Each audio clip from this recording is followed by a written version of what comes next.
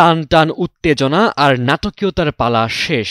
দীর্ঘ 2 দিনের রুদ্ধশ্বাস অপেক্ষার পর জানা গেল জাহাঙ্গীরনগর বিশ্ববিদ্যালয় কেন্দ্রীয় শিক্ষার্থী সংসদ জাকসুর নতুন ভিপির নাম। ভোট গ্রহণের 2 দিন পর 10ম জাকসু নির্বাচনের ফলাফল ঘোষণা করল জাহাঙ্গীরনগর বিশ্ববিদ্যালয় কর্তৃপক্ষ। সিনেটের হলরুমে ঘোষণা আসলো জাকসুর পরবর্তী ভিপির নাম আব্দুর রশিদ জিতু।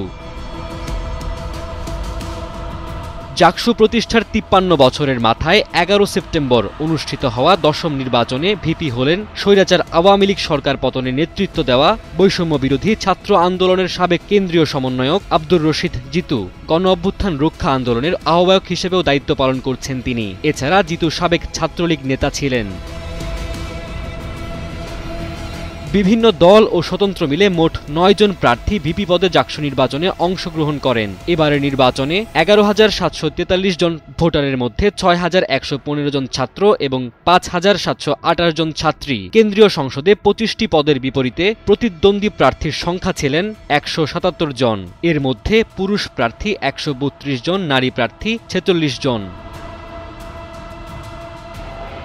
ভোট গণনার মেশিন নিয়ে ছাত্রদলসহ কয়েকটি প্যানেলের অভিযোগের প্রেক্ষিতে বিশ্ববিদ্যালয় নির্বাচন কমিশন কার্যালয়ে ম্যানুয়াল পদ্ধতিতে দীর্ঘ সময় ধরে 21টি কেন্দ্রের ফল গণনা করা হয়। ডেস্ক রিপোর্ট, সময়ের আলো।